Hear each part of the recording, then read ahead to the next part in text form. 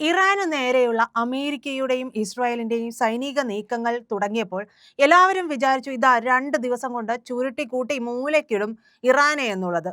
എന്നാൽ അത്ര പെട്ടെന്നൊന്നും വിറച്ചു പോയില്ല ഇറാൻ എന്നുള്ളത് ഇറാൻ അവിടെ നിന്നുള്ള പ്രത്യാക്രമണം നടത്തുന്നതിലൂടെ വ്യക്തമാവുകയും ചെയ്യുന്നുണ്ട്. ചില കാര്യങ്ങളെ നമ്മൾ വളരെ വസ്തുതാപരമായി തന്നെ നോക്കി കാണുകയും ചെയ്യണം. എല്ലാത്തിനും വെറുതെ ജയ് വിളിക്കുകയല്ല. എന്താണ് ഇറാൻ അവിടെ നിന്ന് ചെയ്തുകൊണ്ടിരിക്കുന്നത്?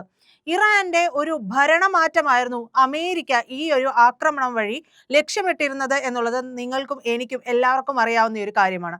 പക്ഷേ അത്ര പെട്ടെന്നൊന്നും ഒരു ഭരണമാറ്റം, അതായത് ഒരു റിജീം ചേഞ്ച് അവിടെ നടക്കില്ല എന്നുള്ളത് വ്യക്തമാക്കി കൊടുക്കുന്നുണ്ടോ ഇറാൻ എന്നുള്ള ചോദ്യവും ഇപ്പോൾ ഉയരുന്നുണ്ട്.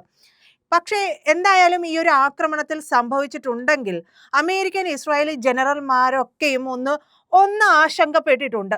എന്താണ് ഈ ആശങ്കയുടെ കാരണം? കാരണം മറ്റൊന്നുമല്ല, ഇറാന്റെ പ്രത്യാക്രമണം തന്നെയാണ്. അതിശക്തമായും വ്യാപകമായിട്ടും എല്ലാവരെയും ഞെട്ടിക്കുന്ന തരത്തിൽ ഇറാൻ ഇസ്രായേലിനെ ആക്രമിക്കുക മാത്രമല്ല, മിക്കവാറും എല്ലാ ഗൾഫ് രാജ്യങ്ങളെയും കൂടി അങ്ങ് ആക്രമിച്ചു കളഞ്ഞു. അതാരും പ്രതീക്ഷിച്ചിരുന്നില്ല. ഒരു മനുഷ്യൻ പോലും പ്രതീക്ഷിക്കാത്ത ആക്രമണമാണ്. അതെങ്ങനെ ഇറാന് സാധിച്ചു എന്നുള്ളത് കൂടി നമ്മൾ മനസ്സിലാക്കണം. ഒരുപക്ഷെ ഈ ഒരു യുദ്ധത്തിൽ ആത്യന്തികമായിട്ടുള്ള വിജയം യു എസിന് തന്നെ ആയിരിക്കാം. മേൽക്കോയ്മയുള്ളതും യു എസിനായിരിക്കാം. പക്ഷേ ആ ഒരു രാജ്യം ചുറ്റുപാട് നിന്ന് ഒറ്റപ്പെട്ട് കിടന്നിട്ടും പ്രത്യാക്രമണം നടത്തുന്നു. അതിന് പിന്നിൽ എന്താണ് എന്നുള്ളത് നമ്മൾ വളരെ വസ്തുതാപരമായി തന്നെ ചിന്തിച്ച് മനസ്സിലാക്കേണ്ട ഒരു കാര്യമാണ്. അപ്പോൾ എല്ലാ ഗൾഫ് രാജ്യങ്ങളിലേക്കുമൊക്കെയും അവിടെയുള്ള യു എസ് താവളങ്ങൾക്ക് നേരെയുമൊക്കെ ഭീഷണിയും അറ്റാക്കും ഒക്കെ ഇറാൻ നടത്തി എന്നുള്ളതാണ്. കൂടാതെ ഈ മേഖലയിൽ അമേരിക്കയുടെ ഒരു സുരക്ഷയുടെ ഒരു വലയമുണ്ട്. ആ വലയത്തിന് അപര്യാപ്തതകൾ ഉണ്ട് എന്നുള്ളത് കൂടി ഇറാൻ ചൂണ്ടിക്കാണിച്ചു കൊടുത്തു. ഇതാ ഇവിടെ ഇവിടെ ഇവിടെ ഇന്ന സ്ഥലങ്ങളിലെല്ലാം നിങ്ങളുടെ സുരക്ഷാ വലയത്തിന് ഒരു പാകതകേടുണ്ടായിരുന്നു എന്ന് കാണിച്ചു കൊടുക്കുകയാണ് ചെയ്തത്. ഇതെങ്ങനെ സംഭവിച്ചു? അതെ, അതൊരു വളരെ കാര്യമാത്ര പ്രസക്തമായിട്ടുള്ള ഒരു ചോദ്യമാണ്. അപ്പോൾ 3 പതിറ്റാണ്ടുകളായിട്ട് ഉപരോധം നേരിടുന്ന, അല്ലെങ്കിൽ ഉപരോധം കൊണ്ട് തീർത്തും വലഞ്ഞു പോയിട്ടുള്ള ഒരു രാജ്യമാണ് ഇറാൻ. 12ലധികം രാജ്യങ്ങളിലായിട്ട് ലോകത്തിലെ ഏറ്റവും ശക്തമായിട്ടുള്ള സൈന്യങ്ങൾക്കെതിരെ ഒറ്റയ്ക്ക് നിന്ന് എങ്ങനെ പോരാടുന്നു? ഒരു ദശാബ്ദത്തിലേറെയായിട്ട് ഇത്തരമൊരു യുദ്ധം പ്രതീക്ഷിക്കുകയും അതിനായിട്ട് തയ്യാറെടുക്കുകയും ചെയ്തിട്ടുണ്ട് ഇറാൻ എന്നുള്ളത് തന്നെയാണ് ഇതിൽ മനസ്സിലാക്കേണ്ട ആദ്യത്തെ ഒരു കാര്യം.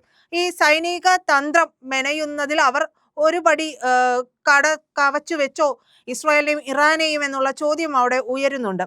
ഈ സൈനിക ശേഷിയുടെ കാര്യം എടുത്തു കഴിഞ്ഞിട്ടുണ്ടെങ്കിൽ ഇറാന് ഇസ്രായേൽ യു എസ് കൂട്ടുകെട്ടിനോട് മത്സരിക്കാൻ കഴിയില്ല എന്നുള്ളത് വാസ്തവമാണ്. സേനയുടെ കരുത്തിൽ നമ്പർ 1 എന്തൊക്കെ പറഞ്ഞാലും യു എസ് തന്നെയാണ്. നമുക്കറിയാം, ലോകത്തിലെ മറ്റൊരു രാജ്യത്തിനും ഇല്ലാത്ത ഏറ്റവും ആധുനികവും മാരകവുമായിട്ടുള്ള ആയുധ സംവിധാനങ്ങളെല്ലാം ഈ പറയുന്ന അമേരിക്കയ്ക്ക് ഉണ്ട്. അപ്പോൾ അത് മാത്രമല്ല, ജൂതന്റെ ബുദ്ധിയാണ് ഇസ്രായേലിന്. അപ്പോൾ ജൂതന്മാരുണ്ടാക്കി വെച്ചിട്ടുള്ള പടക്കോപ്പുകളും ഇത് രണ്ടും കൂടെ ചേരുമ്പോൾ വല്ലാത്തൊരു തരത്തിലുള്ള ഒരു മേൽക്കോയ്മ ഈ ഒരു ഭാഗത്ത് രൂപപ്പെടുകയും ചെയ്യുന്നുണ്ട് എന്നുള്ളതാണ്. അപ്പൊ ഇവരുടെ ഒരു വ്യോമശക്തി എന്ന് പറഞ്ഞു കഴിഞ്ഞിട്ടുണ്ടെങ്കിൽ അതിന് സമാനതകളില്ലാത്ത തരത്തിൽ ദൂരപരിധിയുണ്ട്, മാരകതയുണ്ട്. അതായത് മാരകമായിട്ട് ആക്രമിക്കാനുള്ള ശേഷിയുണ്ട്, രഹസ്യ സ്വഭാവം പുലർത്താനുള്ള ശേഷിയുണ്ട്, ഇതെല്ലാം ഉണ്ട്. അത് ഏത് തടസ്സമില്ലാതെ ഏതൊരു യുദ്ധരംഗത്തും പ്രവർത്തിക്കാൻ അവർക്ക് വല്ലാത്തൊരു പ്രാപ്തിയും നൽകുന്നുണ്ട്. മറുവശത്ത് ഫലത്തിൽ നോക്കിക്കഴിഞ്ഞിട്ടുണ്ടെങ്കിൽ ഇറാന്, നമുക്കറിയാം, ഇറാന്റെ വ്യോമസേന എന്ന് പറയുന്നത് വളരെ ദുർബലമായിട്ടുള്ള ഒന്നാണ്. വ്യോമ മിസൈൽ പ്രതിരോധ സംവിധാനമൊക്കെ ഉണ്ട്, പക്ഷേ അത് വളരെ ദുർബലമായിട്ടുള്ളതും ക്ഷയിച്ചതുമാണ് എന്നുള്ളതാണ്. വ്യോമസേന എടുത്തു നോക്കിക്കഴിഞ്ഞിട്ടുണ്ടെങ്കിൽ ഇസ്രായേലിന്റെയും യു എസിന്റെയും ഒക്കെ കൈവശം F-35 ഉണ്ട്, F-22 റാപ്റ്റർ ഉണ്ട്, F-16 പോലുള്ള ഏറ്റവും അത്യാധുനികമായിട്ടുള്ള യുദ്ധവിമാനങ്ങളുണ്ട്. കൂടാതെ ഏറ്റവും സംയോജിതമായിട്ടുള്ള ഇലക്ട്രോണിക് യുദ്ധ സംവിധാനങ്ങളും ഒക്കെ ഇവർ ഈ രംഗത്ത് ഉപയോഗിക്കുകയും ഒക്കെ ചെയ്യുന്നുണ്ട്. ദീർഘദൂര ലക്ഷ്യങ്ങളെയും ആയുധങ്ങളെയും ഒക്കെ ഇതിലേക്ക് ഏകോപിപ്പിച്ച് കൊണ്ടുവരാനും അവർക്ക് കഴിയുന്നുണ്ട് എന്നുള്ളതാണ്. അപ്പോൾ അങ്ങനെയാണ് 2025 ആ 12 ദിവസത്തെ വാർ നമ്മൾ മറന്നിട്ടില്ല. അപ്പൊ അതിൽ അടിച്ചു നിരപ്പാക്കി എന്ന് പറഞ്ഞിട്ടാണ് നമ്മൾ ഇറാൻ ഇപ്പൊ തീരും എന്ന് പറഞ്ഞുകൊണ്ടിരുന്നത്. ഇങ്ങനെ പറഞ്ഞുകൊണ്ടിരുന്ന എല്ലാവരെയും ഞെട്ടിക്കുകയല്ലേ സത്യത്തിൽ ഇറാൻ ചെയ്തത്? ആക്രമിച്ച് നിൽക്കാൻ കഴിയണ്ടേ? ലോകത്തിലെ നമ്പർ 1 സേനയോട് ഏറ്റുമുട്ടി ഇത്രയും ദിവസം 2-3 ദിവസം കഴിയുമ്പോൾ അവർ ഏറ്റുമുട്ടിക്കൊണ്ടിരിക്കുകയാണ്. അപ്പോൾ അത് ഏറ്റുമുട്ടുന്നുണ്ടെങ്കിൽ അതിന് പിന്നിൽ കൃത്യമായി ഇറാനും ഒരു ലക്ഷ്യമുണ്ടാകും എന്നുള്ളത് കൂടിയുണ്ട്. ഇറാൻ എങ്ങനെയായിരിക്കും ഇവരെ പ്രതിരോധിക്കാനായിട്ട് തയ്യാറെടുത്തിരിക്കുന്നത്?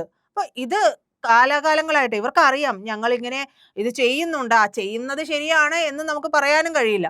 ചെയ്യുന്നത് ശരിയാണ് എന്ന് തോന്നിയിട്ടുമില്ല. അപ്പോൾ അതുകൊണ്ടൊരു അറ്റാക്ക് ഉണ്ടാകാം. ഏത് നിമിഷവും വേണമെങ്കിലും ഉണ്ടാകാം എന്നുള്ളതുണ്ടായിരുന്നു.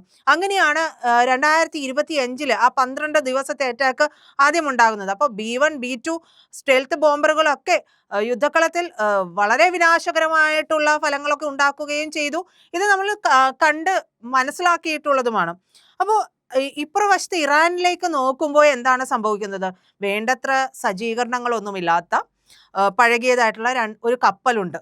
അവരുടെ വ്യോമസേനയിൽ US നിർമ്മിതമായിട്ടുള്ള F-14, Chinese F-4, F-5, F-7, Russian Sukhois, MiG-29 ഉൾപ്പെടെ നിരവധി വിമാനങ്ങളുണ്ട് എന്ന്. പക്ഷേ ഇവയിൽ പലതും നൂറ്റാണ്ടുകളുടെ ഉള്ളതാണ് എന്നതാണ് വസ്തുത. അപ്പോൾ അങ്ങനെ നോക്കിക്കഴിഞ്ഞിട്ടുണ്ടെങ്കിൽ ഓരോ കാര്യങ്ങളും എടുത്ത് നോക്കിക്കഴിഞ്ഞിട്ടുണ്ടെങ്കിൽ പലതിലും അപര്യാപ്തമായ സൗകര്യങ്ങളിൽ നിന്നുകൊണ്ടാണ് ഇറാൻ ഇങ്ങനെ തിരിച്ചടിക്കുകയും ചെയ്യുന്നത്. അപ്പോൾ ഇസ്രായേലിനെ സംബന്ധിച്ചിടത്തോളം ഇറാനിയൻ ഭരണകൂടത്തിൽ നിന്നും ഇറാന്റെ ശക്തമായ ബലിസ്റ്റിക് മിസൈൽ പദ്ധതിയിൽ നിന്നുമാണ് ഈ ഒരു ഭീഷണി ഉണ്ടാകുന്നത്. നമുക്കറിയാം വളരെ ഏറ്റവും അധികം മിസൈൽ ശേഖരമുള്ളത് ഇറാനാണ് എന്നുള്ളതാണ് പറയപ്പെടുന്ന ഒരു വസ്തുത എന്ന് പറയുന്നത്. അപ്പോൾ അത് അവർക്ക് വലിയ ഭീഷണി ഉണ്ടാക്കുകയും ചെയ്യുന്നുണ്ട്. അപ്പോൾ അതുകൊണ്ട് US ഇസ്രായേൽ കൂട്ടുകെട്ടിന്റെ രാഷ്ട്രീയ സൈനിക ലക്ഷ്യം എന്ന് പറയുന്നത് വളരെ വ്യക്തമായിട്ടുള്ളതാണ്. ഉന്നത നേതൃത്വത്തെ പുറത്താക്കുക, എല്ലാ സൈനിക ശേഷിയും പ്രധാന അടിസ്ഥാന സൗകര്യങ്ങളെല്ലാം തകർക്കുക പൂർണ്ണമായിട്ടും, ഭരണമാറ്റം ഉണ്ടാക്കുക എന്നുള്ളതാണ്. മറുവശത്ത് അമേരിക്കയുടെയും ഇസ്രായേലിന്റെയും ഒക്കെ വ്യോമ മിസൈൽ ആക്രമണങ്ങളെ ചെറുക്കാനായിട്ട് ഒരു വഴിയുമില്ല എന്നുള്ളത് ഇറാൻ തുടക്കം മുതൽ തന്നെ അവർക്ക് മനസ്സിലാവുകയും ചെയ്തിട്ടുണ്ട്. അതുകൊണ്ട് അവർ ആകെ ചിതറിച്ചുകൊണ്ട് എല്ലാത്തിനെയും ആകെ ചിതറിപ്പിച്ചുകൊണ്ട് അറ്റാക്ക് ചെയ്യുക എന്നുള്ളൊരു വല്ലാത്ത പദ്ധതിയാണ് പുറത്തെടുത്തത് എന്നുള്ളതാണ്. അപ്പോൾ വിശാലമായ ഒരു ഭൂപ്രദേശം, നീണ്ട തീരപ്രദേശം, വളരെ പരുക്കനായിട്ടുള്ള പർവ്വത നിരകൾ, ഇതൊക്കെ ഉണ്ട്. അങ്ങനെ വലയം ചെയ്യപ്പെട്ട് കിടക്കുകയാണ് ഈ രാജ്യം. അപ്പോൾ അതിൻ്റെ ഒരു ആസ്തി എന്ന് പറയുന്നത് ഈ പറയുന്ന കാര്യങ്ങൾ കൂടിയാണ്. അപ്പോൾ പർവ്വതങ്ങളിലേക്കും ഒക്കെ ആഴത്തിലൊക്കെ ഇത് ഈ വന്ന മിസൈൽസ് ആയിക്കോട്ടെ, അറ്റാക്ക് ആയിക്കോട്ടെ, ബോംബ്, ഇതൊക്കെ ചിതറിപ്പിക്കാനായിട്ട് ഇവർക്ക് കഴിഞ്ഞു എന്നുള്ളതാണ്. ഇസ്ലാമിക് റെവല്യൂഷണറി ഗാർഡ് കോർപ്സിന്റെ നേതൃത്വത്തിലുള്ള സൈനിക പ്രതികരണവും വികേന്ദ്രീകൃതമായിട്ടുള്ള മൊസൈക് പ്രതിരോധവും അതിൻ്റെ ഒരു 31 സ്വതന്ത്ര യൂണിറ്റുകളായിട്ട് ചിതറിക്കിടക്കുന്നത്. അതായത് IRGC, അതാണ് ഇസ്ലാമിക് റെവല്യൂഷണറി ഗാർഡ്സ് കോർപ്സ് എന്ന് പറയുന്നത്. അപ്പോൾ അത് ഏതാണ്ട് ഒരു 31 സ്വതന്ത്ര യൂണിറ്റുകളായിട്ട് അവിടെ ആകമാനം വിന്യസിച്ചിട്ടുണ്ട്. പക്ഷേ ഇത് എവിടെയൊക്കെയാണ് എന്നുള്ളത് ഇവർക്ക് അറിയാൻ കഴിയില്ല എന്നുള്ളതാണ്. ഇവർക്ക് അറിയില്ല, വാസ്തവത്തിൽ അമേരിക്കയ്ക്കും ഇസ്രായേലിനും അറിയില്ല തന്നെ. അപ്പോൾ ഓരോ യൂണിറ്റിനും കേന്ദ്ര കമാൻഡിൽ നിന്നുള്ള ഏതൊരു കാര്യവും പൂർണ്ണമായിട്ടും വിച്ഛേദിക്കപ്പെട്ടിട്ടുണ്ട്. അപ്പോൾ ഇവർക്ക് പരസ്പരം കോർഡിനേറ്റ് ചെയ്യുന്നില്ല. ഈ 31 സംഘങ്ങളായിട്ട് 31 ഇടങ്ങളിൽ ഒരുപക്ഷെ ഇവരുണ്ട്. ഇവര് പക്ഷേ സെൻട്രൽ കോർഡിനേഷൻ എന്ന് പറയുന്നത് പൂർണ്ണമായിട്ടും വിച്ഛേദിക്കപ്പെടുകയും ഒക്കെ ചെയ്യുന്നുണ്ട്. അപ്പോൾ കൂടാതെ ഓരോ കമാൻഡർക്കും ഇഷ്ടാനുസരണം ഈ ആക്രമണം ആസൂത്രണം ചെയ്യാനും ആക്രമിക്കാനും പൂർണ്ണമായിട്ട് ഒരു അവകാശം, ഒരു സ്വാതന്ത്ര്യം നൽകുകയും ചെയ്തിട്ടുണ്ട്. അപ്പോൾ ഇത് ആധുനിക സാങ്കേതിക വിദ്യയ്ക്ക് ഏതെങ്കിലും ഒരു സംഭാഷണം അതായത് അതിനെയൊക്കെ ട്രാക്ക് ചെയ്തിട്ടെങ്കിലും ഇതൊരു ആക്രമണം നടത്തി ഈ 31 ഇടങ്ങളിലും ബോംബിട്ട് തകർക്കാൻ സ്വാഭാവികമായിട്ടും. പക്ഷേ അതിന് അവർ കണ്ട വഴിയാണ് ഇത് സെൻട്രലൈസ്ഡ് ചെയ്തിട്ടില്ല. ഇതിനെ ആകെ ഈ 31 യൂണിറ്റുകൾക്കും സ്വതന്ത്രമായിട്ട് നിങ്ങൾക്ക് എങ്ങനെ വേണമെങ്കിലും ആക്രമിക്കാം എന്നുള്ള ഒരു സ്വാതന്ത്ര്യം, അവകാശമൊക്കെ കൊടുക്കുകയാണ്, ഒരു നിർദ്ദേശം കൊടുത്തിരിക്കുകയാണ്. അപ്പോൾ ഇതെല്ലാം വളരെ കൃത്യമായിട്ട് നടപ്പിലാക്കി എന്നുള്ളതാണ്. യുദ്ധമേഖലയിൽ ലഭ്യമായിട്ടുള്ള പാട്രിയറ്റ് മിസൈലുകൾ ആകെ ഏതാണ്ട് 800ഓളം മാത്രമാണ് എന്നുള്ളത് അവർക്കറിയാം. കൂടാതെ ഇറാനിൽ നിന്നുള്ള ഏതൊരു മിസൈലിനും 4 മുതൽ 6 ഇന്റർസെപ്റ്ററുകൾ വിക്ഷേപിക്കപ്പെടുകയും ചെയ്യുന്നുണ്ട്. 150 മുതൽ 200 മിസൈൽ ഇന്റർസെപ്റ്ററുകൾ ഇതിനകം വിക്ഷേപിച്ചിട്ടുണ്ട് എന്നാണ് കണക്കാക്കപ്പെടുന്നത്. അടുത്ത 7-10 ദിവസത്തിനുള്ളിൽ ഇസ്രായേലും US-ന്റെയും ഈ ഇന്റർസെപ്റ്ററുകൾ പൂർണ്ണമായിട്ടും തീർന്നു പോയേക്കാം എന്നുള്ള ഒരു കണക്കുകൂട്ടൽ ഇറാനുണ്ട്. അപ്പോൾ ഇൻവെന്ററി വർദ്ധിപ്പിക്കാനായിട്ട് ജപ്പാനിൽ നിന്നും കൊറിയയിൽ നിന്നുമൊക്കെ ചില പാട്രിയറ്റ് മിസൈലുകൾ മാറ്റുന്നതിനെ കുറിച്ച് US ആലോചിക്കുന്നതായിട്ടുള്ള റിപ്പോർട്ടുകളും ഒക്കെ വരുന്നുണ്ട്. മറുവശത്ത് ഇറാൻ ഈ അമേരിക്കൻ വ്യോമ പ്രതിരോധത്തെ പഴയതും പുതിയതുമായിട്ടുള്ള മിസൈലുകളും ഡ്രോണുകളും ഒക്കെ നിരന്തരമായിട്ട് വിക്ഷേപിച്ച് എന്താ പറയുക തടഞ്ഞു നിർത്തുകയാണ് ചെയ്യുന്നത്. അപ്പോൾ ഇതുവരെ പുതിയ മിസൈൽ സംവിധാനങ്ങൾ ഒന്നും അവർ ഉപയോഗിച്ചിട്ടില്ല എന്നതാണ് വ്യക്തമാകുന്നത്. അവരുടെ ശേഖരം, അതായത് അവരുടെ പക്കലുള്ള ഇറാന്റെ പക്കലുള്ള ശേഖരം മാസങ്ങളോ അതിലധികം കാലമോ ഒക്കെ നിലനിൽക്കുമെന്നുള്ളത് ഇറാന്റെ ഒരു ആത്മവിശ്വാസമാണ്. പക്ഷെ ഈ ഇറാന്റെ ഇത്തരത്തിലുള്ള ആത്മവിശ്വാസം ഇതെല്ലാം സൂക്ഷിച്ചിരിക്കുന്ന അറകൾക്ക് മുകളിൽ കൊണ്ടുപോയിട്ട് ഈ B2 ഒക്കെ ഇട്ട് കഴിഞ്ഞിട്ടുണ്ടെങ്കിലുള്ള ഒരു അവസ്ഥ എന്ന് പറയുന്നത് വളരെ പരിതാപകരമാണ്. അതും നമ്മൾ ഇതിന്റെ ഒപ്പം തന്നെ കാണേണ്ടതുമുണ്ട്. മറ്റൊരു കാര്യം എന്ന് പറയുന്നത് US-ഉം ഇസ്രായേലും വരുന്ന മിക്കവാറും എല്ലാ മിസൈലുകളും തടയുന്നതിൽ ആണ് ശ്രദ്ധ കേന്ദ്രീകരിച്ചിരിക്കുന്നത്.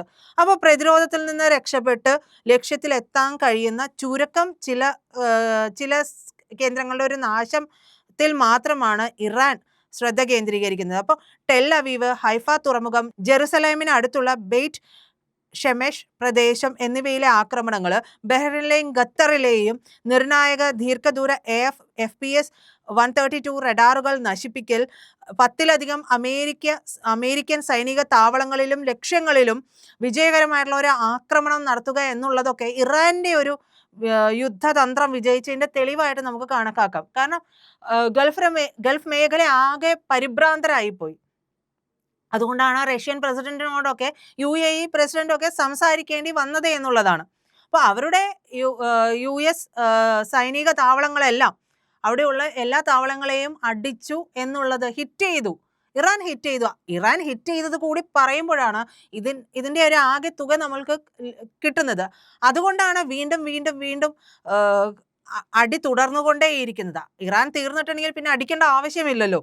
അപ്പോൾ മറ്റൊരു കാര്യം എന്ന് പറയുന്നത് അമേരിക്കൻ സൈനികരെയോ താവളങ്ങളെയോ ഒക്കെ പാർപ്പിച്ചിരിക്കുന്ന മിക്കവാറും എല്ലാ ഗൾഫ് രാജ്യങ്ങളുടെയും ലക്ഷ്യം വെക്കുക എന്നതാണ് ഇറാന്റെ ഒരു തന്ത്രം. അതാണ് അവർ ചെയ്തുകൊണ്ടിരിക്കുന്നത്.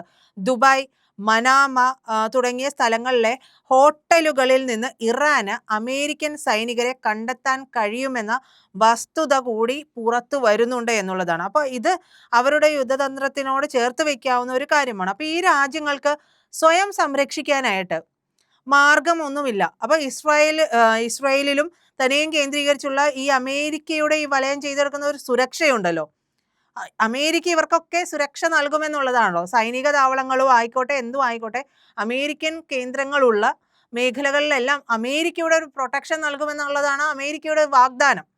അപ്പോൾ ആ വാഗ്ദാനം നിറവേറ്റാനായിട്ട് അമേരിക്കയ്ക്ക് ബുദ്ധിമുട്ടായി തീരും. അപ്പോൾ സ്വാഭാവികമായും അവിടെ ഒരു അസ്വസ്ഥത അല്ലെങ്കിൽ അസ്വാരസ്യം ഉണ്ടാകും. നിങ്ങൾ പറഞ്ഞിട്ടല്ലേ, നിങ്ങൾ സുരക്ഷയൊരുക്കാമെന്ന് പറഞ്ഞിട്ടല്ലേ ഞങ്ങൾ ഇതൊക്കെ ഇവിടെ സ്ഥാപിക്കാനായിട്ട് ഇടം തന്നത്. ഇതിപ്പോൾ ഞങ്ങളുടെ നെഞ്ചത്തോട്ട് കയറി നിരങ്ങുകയാണല്ലോ ഇവന്മാരെ എന്നുള്ളൊരു തോന്നൽ അവിടെ വരും എന്നുള്ളതാണ്. കൂടാതെ ഈ ഹോർമുസ് കടലിടുക്ക് അടച്ചുപൂട്ടുന്നതുമായി ബന്ധപ്പെട്ടുള്ള തീരുമാനം, അതും എല്ലാവരിലും ഒരു ഞെട്ടൽ ഉണ്ടാക്കിയിട്ടുണ്ട്. പക്ഷെ അതും നമ്മൾ ഒന്ന് മയപ്പെടുത്തി എന്നൊക്കെയുള്ള രീതിയിൽ പറയുന്നുണ്ടെങ്കിൽ അത് വലിയൊരു വിഷയത്തിലേക്ക് തന്നെ മാറുകയും ഒക്കെ ചെയ്യുന്നുണ്ട്. അപ്പോൾ ഇറാൻ ഇത്രയധികം നാളുകൾ ഉപരോധം കൊണ്ട് വലയുമ്പോഴും ഈ കഴിഞ്ഞ 12 ദിവസം യുദ്ധമൊക്കെ നടക്കുമ്പോഴും ഈ ഒരു തന്ത്രത്തിലേക്കൊന്നും ഇറാൻ പോയിട്ടില്ല എന്നുള്ളത് കൂടിയാണ്. അപ്പോൾ ഇതെല്ലാം ഗൾഫ് രാജ്യങ്ങളുടെയും ലോകമെമ്പാടുമുള്ള രാജ്യങ്ങളുടെയും നഷ്ടങ്ങൾ, സമ്മർദ്ദം, അതൊക്കെയും US-ന്റെയും ഇസ്രായേലിന്റെയും മേൽ വന്നു ചേരും. കാരണം ഇവർ ഹിറ്റ് ചെയ്തുകൊണ്ടാണ് ഇറാൻ തിരിച്ച് ഹിറ്റ് ചെയ്യാൻ തുടങ്ങിയത്. അപ്പോൾ ആ ഒരു വിഷയത്തിൽ ഹോർമൂസ് അടച്ചതോടുകൂടി ഈ ഒരു സമ്മർദ്ദം US-നും ഇസ്രായേലും മേൽ വന്നു തീരും എന്നുള്ളതാണ്. അപ്പോൾ നേതാക്കളെ പുറത്താക്കി ഭരണകൂടങ്ങളെയൊക്കെ മാറ്റുക എന്ന ഒരു അമേരിക്കൻ തന്ത്രം ഈ പറയുന്ന പോലെ ലിബിയയിലും ഇറാഖിലും ഒക്കെ ഉണ്ടായിട്ടുണ്ടാകാം. പക്ഷേ അത് തന്നെ എല്ലായിടത്തും ഫലിക്കണം എന്ന് പറയുന്നത് നടക്കുമോ എന്നുള്ള ഒരു ചോദ്യത്തിലേക്കൊക്കെ കാര്യങ്ങൾ എത്തുകയുമൊക്കെ ചെയ്യുന്നുണ്ട്. എന്തൊക്കെയായാലും ആത്യന്തികമായിട്ടുള്ള ഒരു വിജയം എന്ന് പറയുന്നത് ഇറാൻ ഉണ്ടാകുമോ എന്നുള്ള കാര്യത്തിൽ സംശയമാണ്. പക്ഷേ ഇറാൻ നടത്തുന്ന പ്രത്യാക്രമണത്തെയും നമുക്ക് ഈ സന്ദർഭത്തിൽ കാണാതെ പോകാൻ കഴിയില്ല. പ്രിയപ്പെട്ട പ്രേക്ഷകരെ, ഇത്തരത്തിലുള്ള വാർത്തകൾ, അവലോകനങ്ങൾ, വിശകലനങ്ങളൊക്കെ നിങ്ങളിലേക്ക് എത്തിക്കുന്നത് ഇന്ത്യ ലൈവ് ആണ്. അപ്പോൾ അതിന് നിങ്ങളുടെ സഹായം കൂടി ഞങ്ങൾക്ക് ആവശ്യമുണ്ട്. മറ്റൊന്നും ചെയ്യേണ്ടതില്ല. ചാനൽ ഒന്ന് സബ്സ്ക്രൈബ് ചെയ്യുക. പിന്നെ നിങ്ങളുടെ നിർദ്ദേശങ്ങളായിക്കോട്ടെ, നിങ്ങൾക്ക് പറയാനുള്ള വാർത്തകളെക്കുറിച്ചുള്ള കാര്യങ്ങളായിക്കോട്ടെ, ഇതെല്ലാം ഒരു കമൻ്റായിട്ട് നിങ്ങൾ രേഖപ്പെടുത്തുകയാണെങ്കിൽ അതുകൂടി ഇൻക്ലൂഡ് ചെയ്യാൻ ഞങ്ങൾക്ക് സാധിക്കും. കൂടാതെ ആ ബെൽ ബട്ടൺ കൂടി ഒന്ന് അമർത്തുക.